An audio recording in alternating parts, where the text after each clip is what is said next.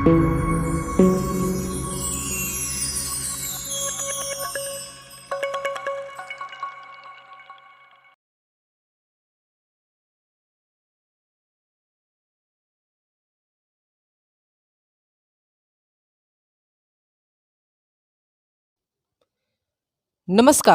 Success area की इस online classes में मैं विक्की रंजन आपका स्वागत करता हूं।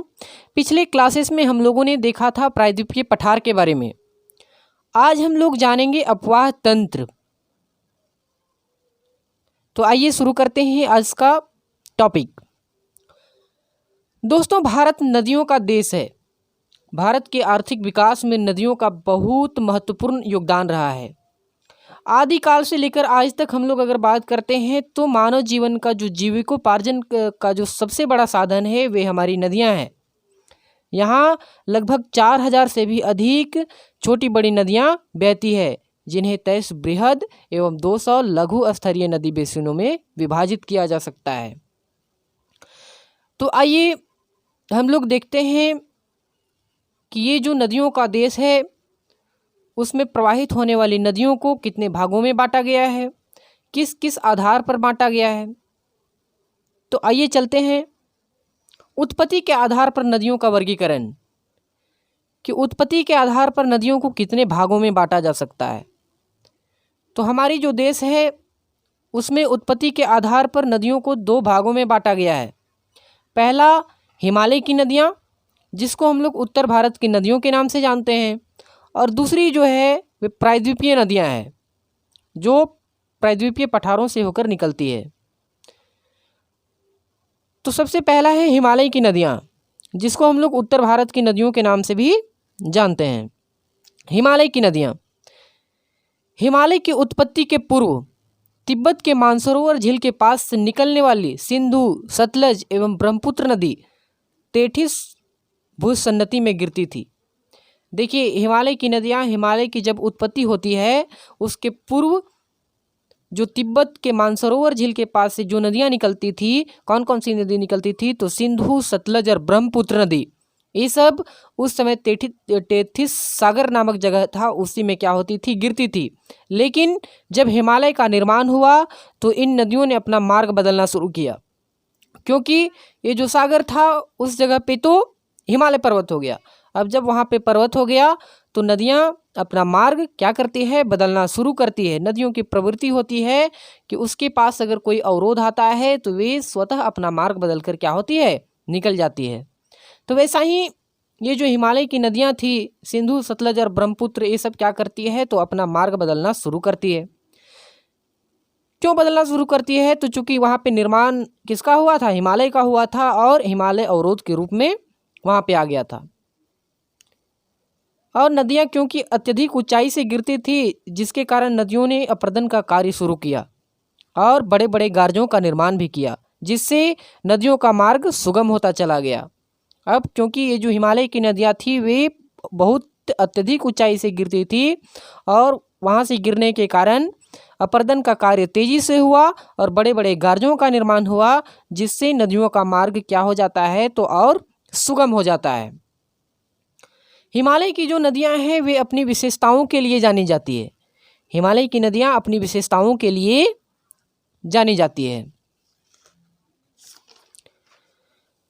तो आइए हम लोग देखते हैं कि हिमालय से जो नदियां निकलती है इसकी कौन कौन सी विशेषताएं हैं। तो हिमालय से निकलने वाली नदियों की निम्नलिखित विशेषताएं हैं। हिमालय से जो नदियां निकलती है उसकी निम्नलिखित विशेषताएं हैं। कौन कौन सी विशेषता है उसको हम लोग देखते हैं। तो पहला जो है, हिमालय की नदियां अपेक्षाकृत बड़ी होती है, मतलब और सब जो नदियां होती है इससे वो बड़ी होती है। जैसे अगर हम लोग देखते हैं तो सिंधु, ब्रह्मपुत्र, गंगा, सतलज, यमुना, ये सब जो नदियां हैं वे क्या है, तो अपेक्षाकृत जितनी सारी नदियां हैं उससे बड़ी है। उसके बाद और क्या इसकी विशेषताएं हैं, तो हिमालय की नदियों में वर्ष भर जल रहता है, अतः इसको हम लोग बोल सकते हैं कि ये जो नदियां होती है वे सदा निरा होती है, मतलब सदा इसमें जल प्रवाहित होती रहती है।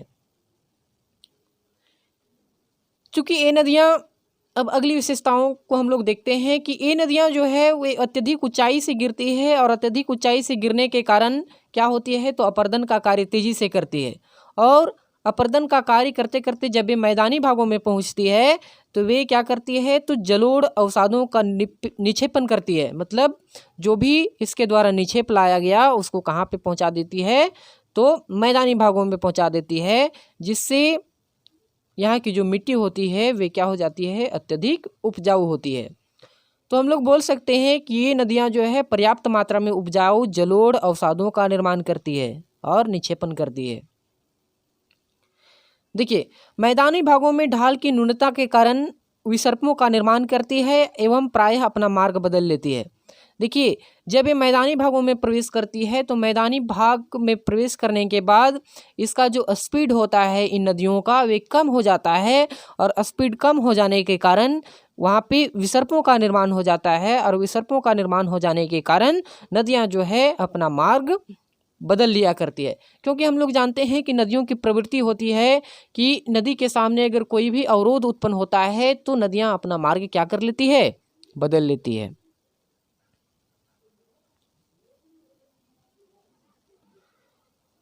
चलिए अब हम लोग देखते हैं कि हिमालय की जो नदियां हैं उसका विभाजन, कि हिमालय की नदियों का विभाजन किस प्रकार किया गया है। तो हिमालय की नदियों को 3 भागों में विभाजित किया गया है। मतलब 3 प्रमुख नदी तंत्रों में इसको क्या कर दिया जाता है, बांट दिया जाता है।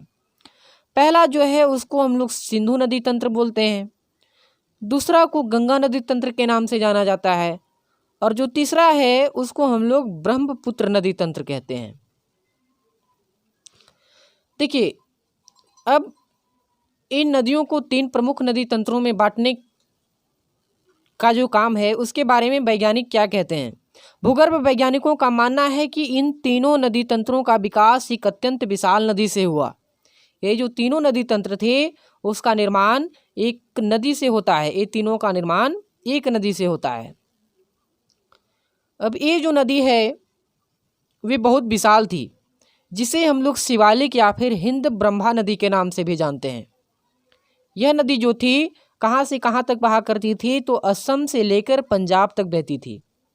जिस समय ये तीनों नदी तंत्रों का विभाजन नहीं हुआ था तो वह तीनों एक ही नदियाँ थी, जिसको हम लोग शिवालिक या फिर हिंद ब्रह्मा नदी के नाम से जानते थे, जो कहाँ से लेकर कहाँ तक बहती थी, तो असम से लेकर पंजाब तक। जब हम लोग प्लीटोस्टोसिन काल की बात करते हैं तो उस समय पोटवार पठान का उत्थान हुआ तो शिवालिक नदी छिन्न भिन्न हो गई।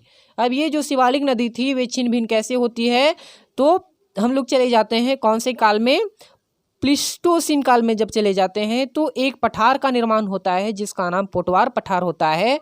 तो उसी का जब उत्थान होता है तो शिवालिक नदियाँ छिन्न भिन्न हो जाती है, और ये जो शिवालिक नदी थी वे 3 नदी तंत्रों में विभाजित हो जाती है, जो हम लोग वर्तमान में पढ़ रहे हैं, सिंधु नदी तंत्र, गंगा नदी तंत्र और ब्रह्मपुत्र नदी तंत्र। आइए अब हम लोग देखते हैं सिंधु नदी तंत्र के बारे में। सिंधु नदी तंत्र, इसका जो उद्गम स्थल है वे कहाँ से है, कहाँ से इसका उद्गम होता है, तो तिब्बत के मानसरोवर झील के निकट एक चेमायुंग डुंग ग्लेशियर है। चेमायुंग डुंग ग्लेशियर है, यहीं से इसका निर्माण होता है, इसका उद्गम स्थल है। इसकी कुल लंबाई कितनी है, तो 2880 किलोमीटर है। भारत में जब हम लोग इसकी लंबाई देखते हैं तो इसकी लंबाई कितनी है, 1114 किलोमीटर है। इसका संग्रहण क्षेत्र, इसमें इसका जो संग्रहण क्षेत्र है वो कितना है, तो इसका संग्रहण क्षेत्र 11.65 लाख वर्ग किलोमीटर है, और भारत में जब हम लोग इसका बात करते हैं तो 3.21 लाख वर्ग किलोमीटर है। इसका मुहाना, मुहाना का मतलब क्या होता है, तो नदियाँ जिस भागों में जाकर प्रवाहित होती है, जहाँ पे गिरती है उसी को हम लोग मुहाना कहते हैं। मतलब जिस दूसरी नदी से मिल जाती है उसको मुहाना कहा जाता है, या फिर कोई भी सागर वगैरह में जाकर गिरती है तो उसको हम लोग मुहाना कहते हैं। तो इसका मुहाना कहाँ पे है, तो कराची के पूर्व में अरब सागर, कहाँ पे गिरती है, तो ये अरब सागर में जाकर गिर जाती है। अब हम लोग देखते हैं कि सिंधु नदी तंत्र की सहायक नदियाँ कौन कौन सी है। तो सिंधु नदी तंत्र में जो सहायक नदी है सबसे पहला है झेलम, सबसे पहला नदी झेलम है, जिसको हम लोग विस्तार भी कहते हैं। तो इसका उद्गम स्थल कहाँ है, तो पीर पंजाल पर्वत की पद स्थली में स्थित वेरीनाग झरना, वेरीनाग झरना से ही झेलम नदी का मतलब वहाँ से क्या होती है तो झेलम नदी निकलना शुरू होती है। इसकी लंबाई कितनी है? इसकी लंबाई 212 किलोमीटर है। इसके अपवाह क्षेत्र को अगर हम लोग देखते हैं तो इसका अपवाह क्षेत्र किधर है तो उत्तर पश्चिम, मतलब उत्तर पश्चिम दिशा में ये क्या करती है, बहती है। इसका मुहाना कौन सा झील है? उल्लर झील है। और इसकी सहायक नदियों की अगर हम लोग बात करते हैं तो सहायक नदियों में सर्वप्रमुख किशनगंगा है। चलिए, तो ये थी इसकी सहायक नदियां झेलम। अब हम लोग दूसरी सहायक नदियों को देखते हैं कि और कौन कौन सी सहायक नदियां हैं। तो दूसरा है चिनाब, जिसको हम लोग अस्कनी के नाम से जानते हैं। तो इसका उद्गम स्थल कहाँ पे है? तो लाहुड़ में बाड़ा लचा दर्रा के दोनों ओर से चंद्र और भागा नामक दो नदियां निकलती है। देखिए कहाँ से निकलती है तो लाडोड़ में बाड़ा लाचा दर्रा है, वहीं से दो नदियां निकलती है, चंद्र और भागा।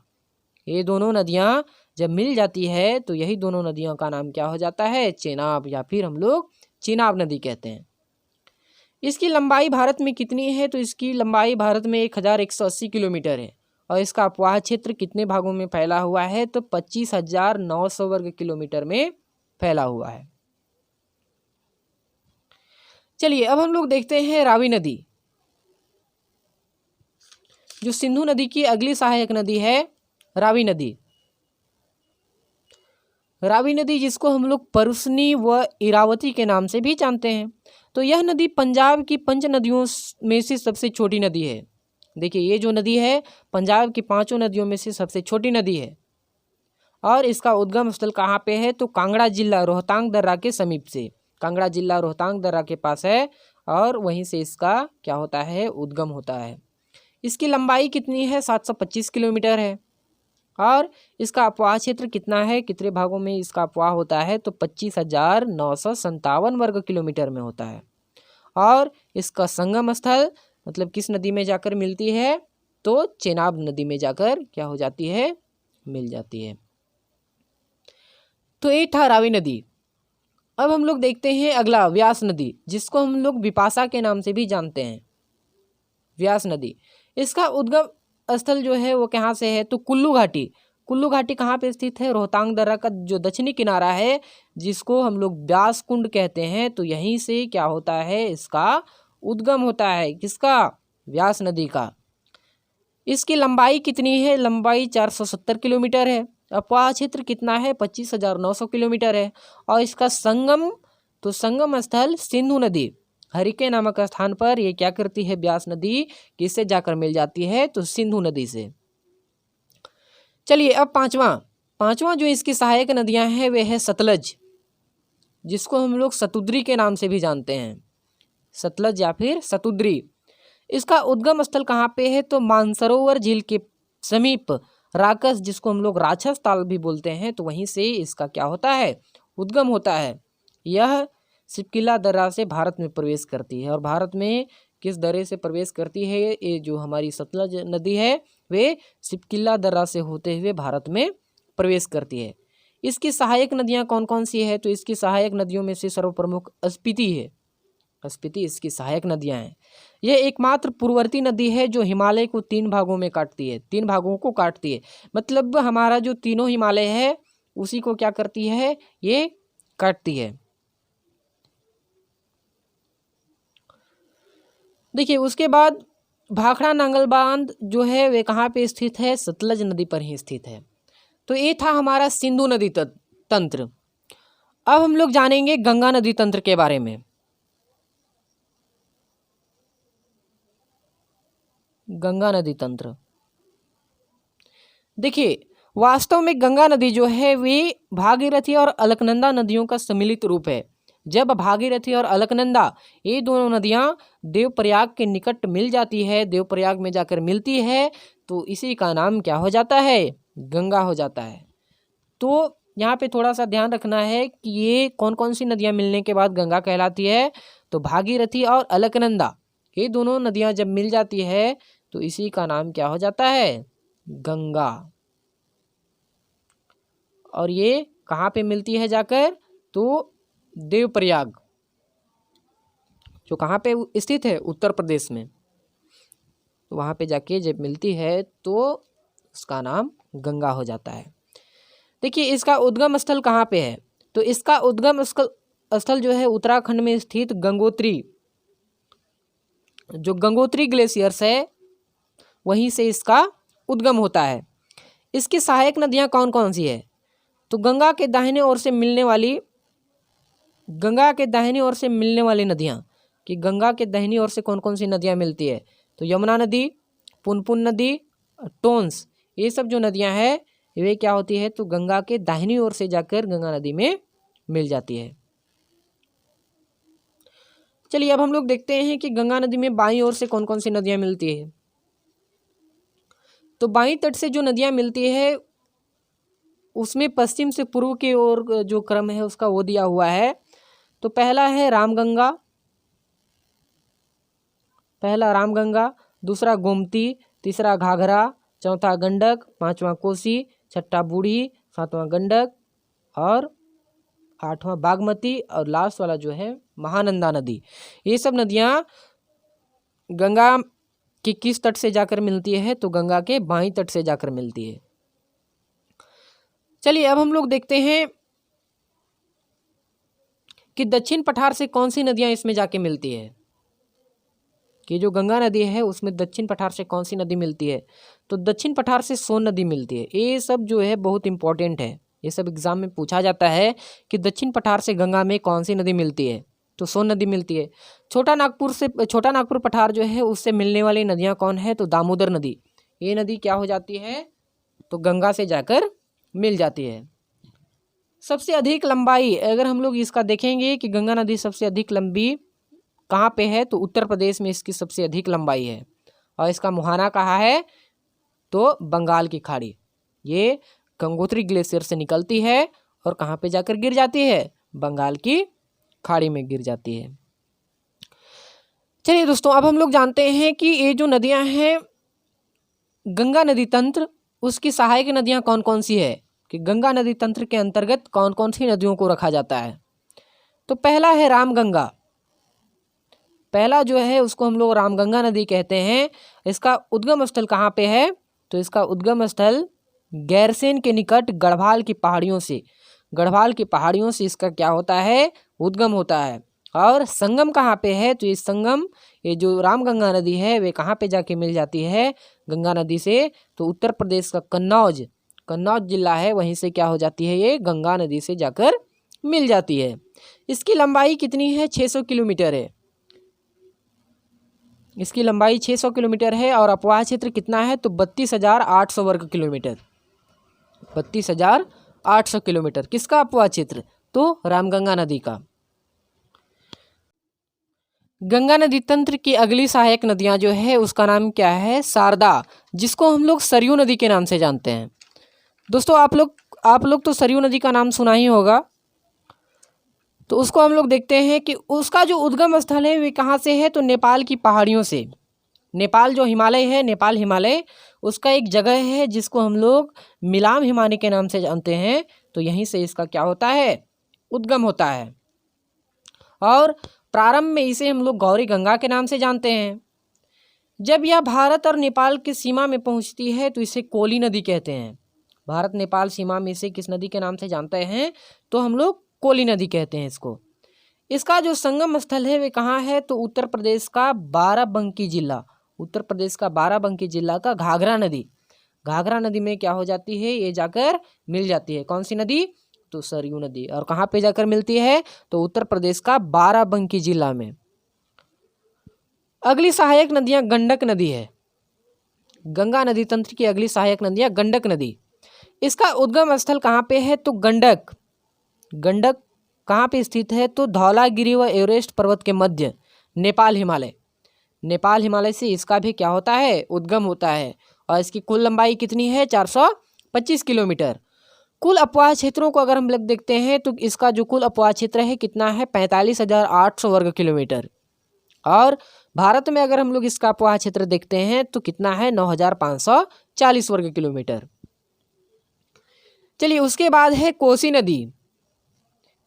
गंगा नदी तंत्र की अगली सहायक नदियाँ कौन सी है, कोसी नदी। इसका उद्गम स्थल कहाँ पे है, तो मुख्य धारा अरुण एवरेस्ट पर्वत के उत्तर में तिब्बत से निकलती है। ये कहाँ से निकलती है? तिब्बत से निकलती है। इसकी लंबाई कितनी है? तो 730 किलोमीटर है। अपवाह क्षेत्र इसका कितना है? तो 46,900 वर्ग किलोमीटर है। और भारत में जब हम लोग इसका अपवाह क्षेत्र देखते हैं तो 21,500 वर्ग किलोमीटर है। और ये जो कोसी नदी है जो प्रायः अपना मार्ग क्या होती है? बदलने की प्रवृत्ति रखती है, इसीलिए इस नदी को क्या कहा जाता है? तो बिहार का शोक नदी कहा जाता है। बहुत ही महत्वपूर्ण क्वेश्चन है कि बिहार का शोक नदी किसको कहा जाता है? तो कंफ्यूज नहीं होना है। बिहार का शोक अगर हम लोगों को पूछे तो कोसी नदी, और बंगाल का शोक अगर हम लोगों को पूछता है तो दामोदर नदी को हम लोग बोलते हैं बंगाल का शोक। तो आइए उसके बाद हम लोग देखते हैं, कोसी नदी के बाद है महानदी।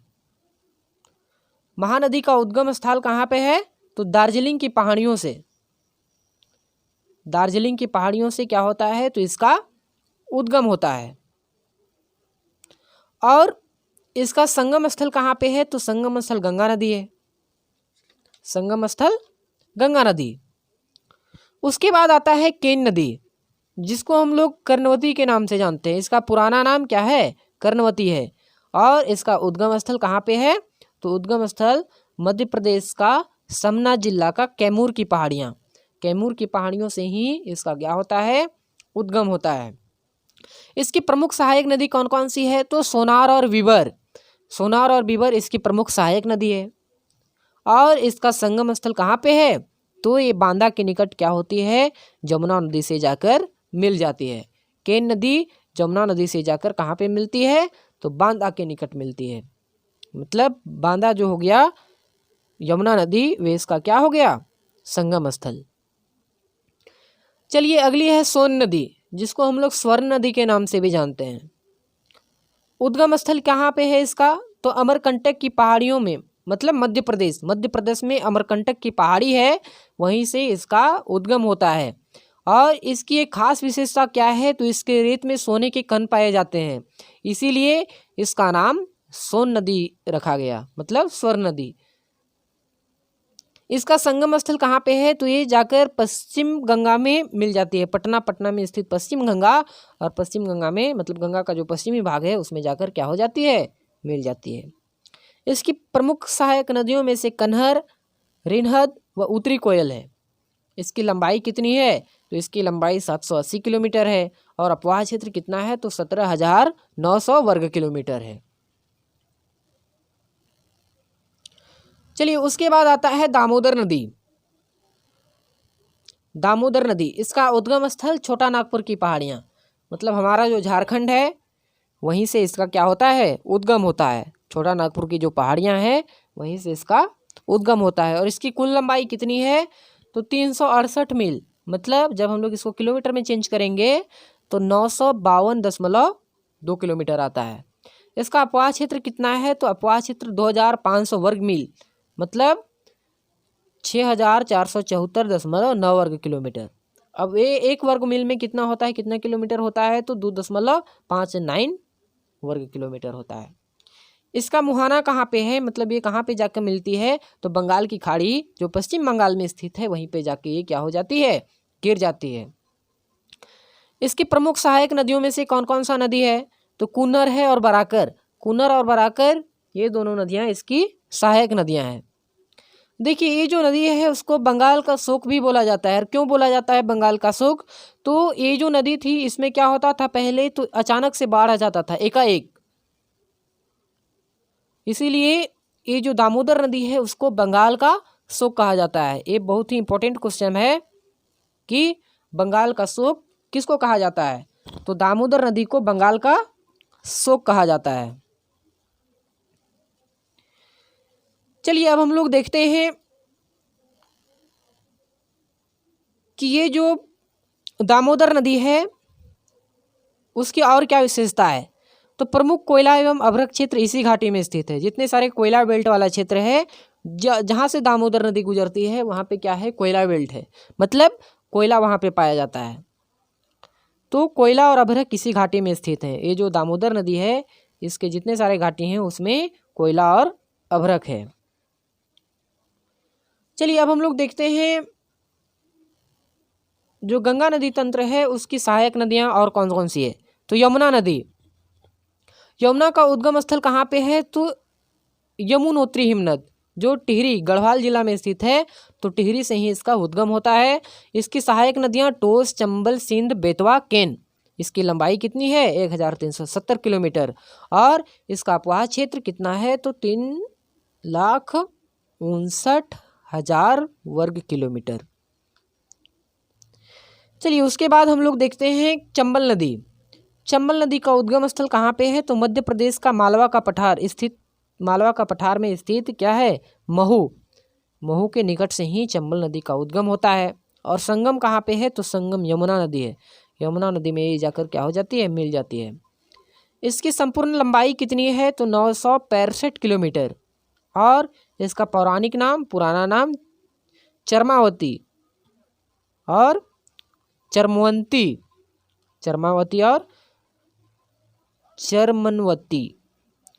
चलिए अब हम लोग देखते हैं इसकी सहायक नदियाँ। इसकी सहायक नदियाँ कौन कौन सी है? तो बनास, मेज, पार्वती, काली सिंध व क्षिप्रा, ये जो नदियाँ हैं इसकी सहायक नदियाँ हैं। तो ये था हमारा गंगा नदी तंत्र। गंगा नदी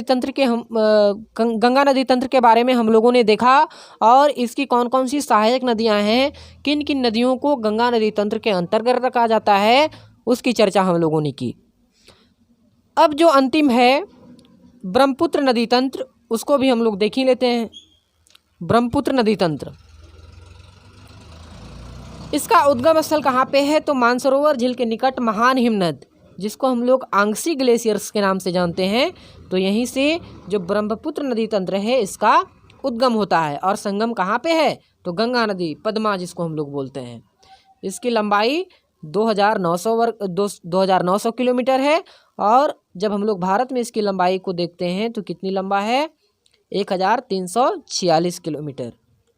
इसका अपवाह क्षेत्र, तो ये जो है इसका अपवाह क्षेत्र 3 देशों में है, तिब्बत, चीन और भारत। तिब्बत, चीन, भारत और बांग्लादेश। देखिए तिब्बत जो चीन में स्थित है, भारत और बांग्लादेश, ये जो तीनों देश हैं ये यहाँ से होकर क्या होती है? तो ये जो ब्रह्मपुत्र नदी है वे बहती है। इसका अपवाह क्षेत्रफल कितना है? तो 5,80,080 वर्ग किलोमीटर।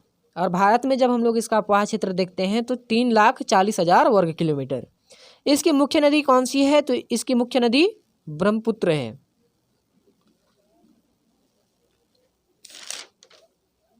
तो ये था आज का वीडियो।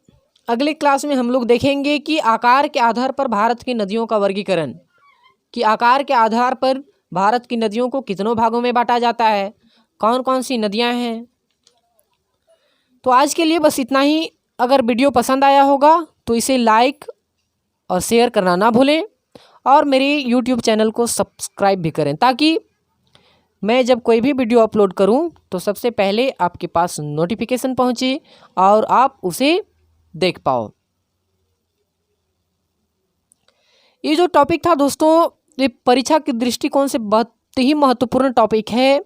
बीए सेमेस्टर 3 के जो भी जितने भी छात्र छात्राएं हैं जिनका ज्योग्राफी ऑनर्स है, उसके लिए तो बहुत ही महत्वपूर्ण है। और जो छात्राएं प्रतियोगिता परीक्षा की तैयारी कर रहे हैं उसके लिए भी ये टॉपिक बहुत ही महत्वपूर्ण है।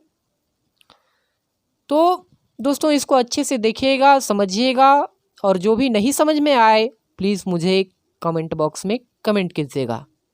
Thank you.